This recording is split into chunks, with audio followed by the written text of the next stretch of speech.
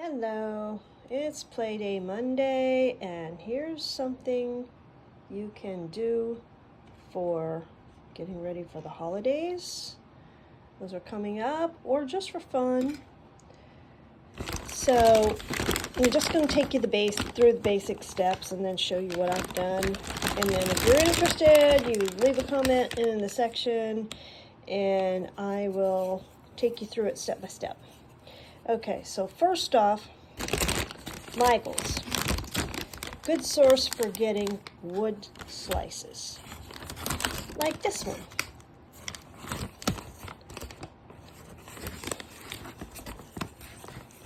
Or this one. Okay, and then once you have those, sorry about that, you use watercolor ground.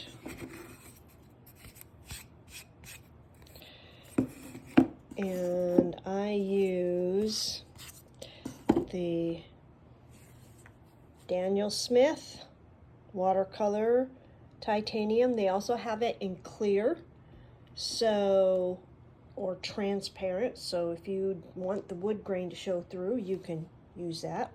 Okay, it's best to put on 2 layers, and I put them on, I would say, good milky consistency. You get a flat brush full of water, take off the excess, and then just paint it on. I used an old brush, which the gouache didn't come out real well, so it's pretty much ruined. That's fine. I've got plenty of them. Okay, so one helpful hint on this is when you do that final layer, you've got it all the paint on, very lightly, barely touching the surface. Go horizontally and then vertically, very lightly, and it will allow the paint to stay on there, and you will not have to sand it at all. And I don't recommend sanding, though some people do that. And then you can start with the painting. Okay, so I'm going to show you some of mine. This one is more for fall. You paint it on. I spray it with archival spray, both front and back. Sign it on the back. And you can also use Mod Podge on there. It's up to you what your choice is. I'm just testing out doing it with the archival spray. And that is, let me show it to you. This Krylon. There's also one that's from Grumbacher. Either one works well. Okay, so here's another one of them singing with a hint of Northern Lights. Snowman Carolyn. And then here is a takeoff of my texture tail little guys. Storyteller. And these are the Monks of Mulberry. Getting up to mischief. And on this one, I used some iridescent paint in layers, multiple colors of like copper and ruby and some topaz. Lightly put it over. And once you get your first layer, it's just like painting on paper. You get one layer done, let it dry, go for the next layer, let it dry, go for your details, let them dry. And then the snow, I think, is really, really pretty on here because I use iridescent white to make things sparkle a little bit. So the final touch after you've sprayed is to take a drill and drill a hole.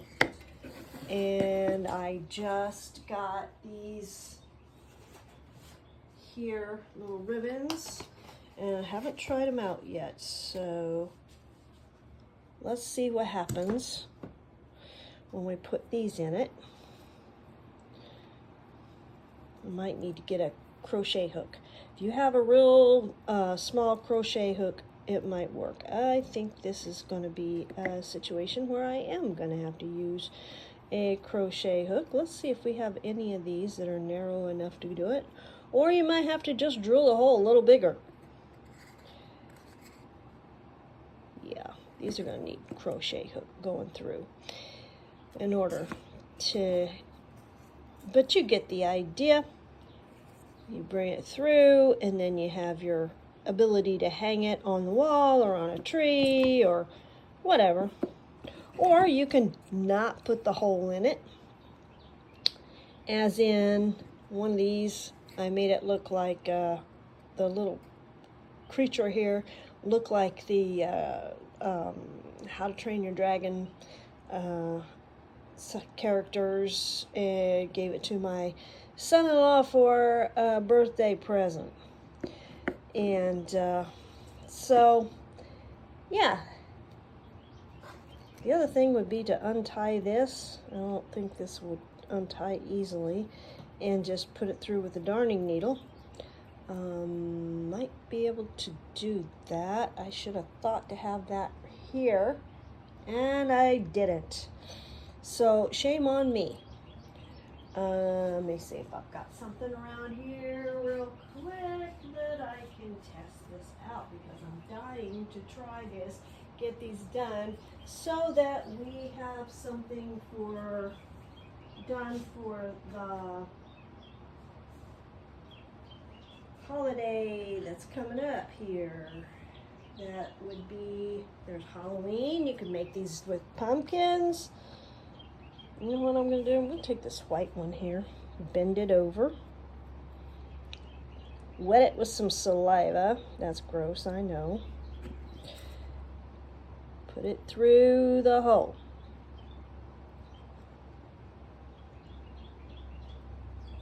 Might be a little bit tedious here. Where do I have my knitting needles? That would work. I'm betting they're out here in the garage. Or there's also, let's see, I may have, that's not going to work.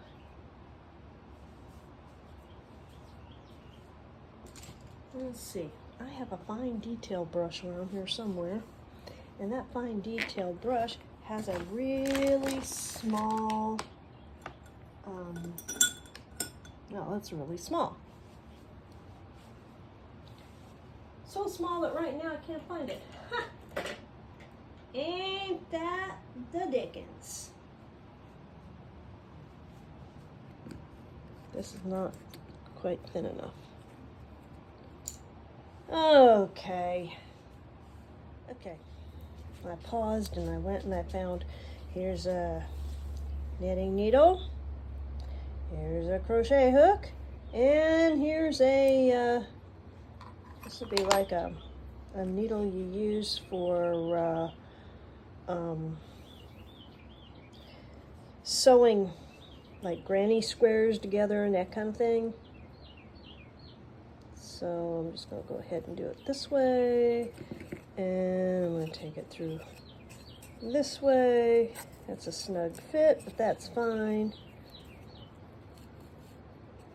You know what, I'm going to go the other way, because then I get this, yeah. And it's easy to pull this through. Do it to about the right length to be able to put it on a tree or hang it on a wall.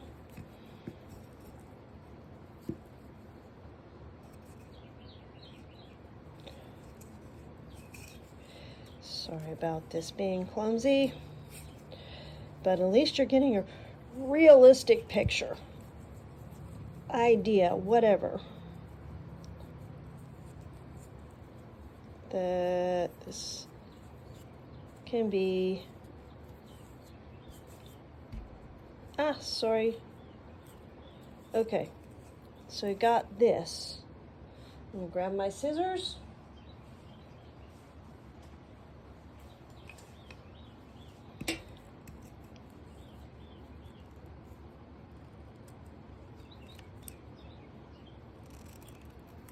These scissors are old. I've had them for like 35 years, something like that. So, yeah. There we go. I think that looks cute. And I can try taking these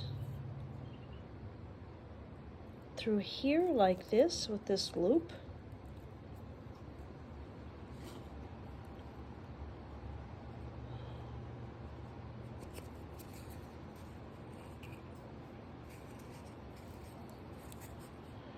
Pull it through here. It wants to stick a little bit.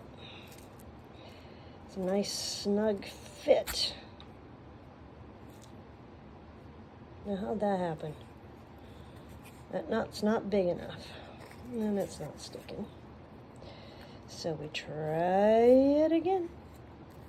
And this time, we hold this knot with our thumb.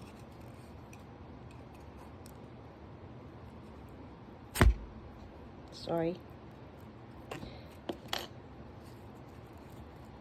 And then, we need to, we'll staple it down, but I'll have to work this around and make a bigger knot.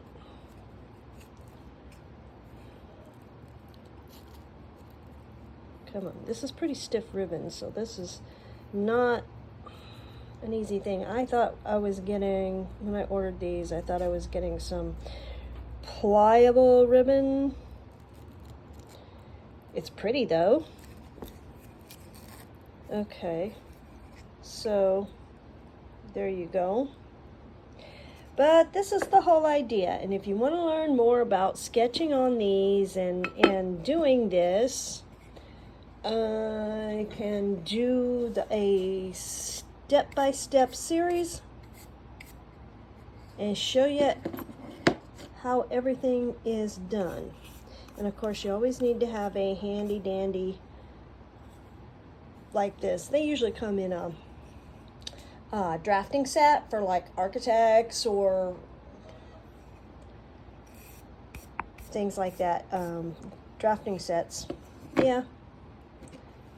So I'm going to sweep these off, this crumbs off here on the floor, and then I can just sweep them up with the broom.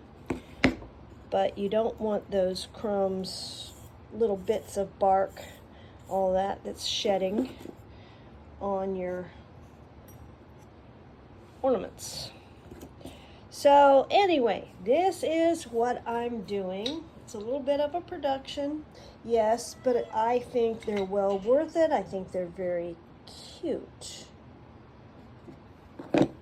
Especially this one. It's a favorite.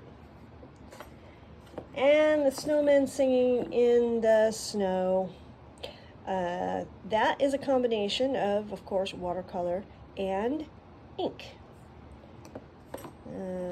So, if you want to know more about this, give it a thumbs up and subscribe so you get a notification. And that's going to do it for today. I hope you have a wonderful rest of your week, and I will see you back here maybe during the week. I don't know. I've got a lot of stuff going on. So I cannot guarantee, but this is a project that I dearly love, so I'm going to definitely share it. because I like sharing what I do. I may not be the greatest at it, but I love it, and I love to experiment. And then, yeah, that's another one. It doesn't have a big enough knot. So I'm going to take care of this knot, and I'm going to wish you a great rest of your week, and I'm going to get busy and make bigger knots in these ribbons and get them ready to go. Where they're going to go, I don't know. I've got some possibilities to explore, and when you come back, I will let you know what's happened with those. So, thank you for watching. Bye now.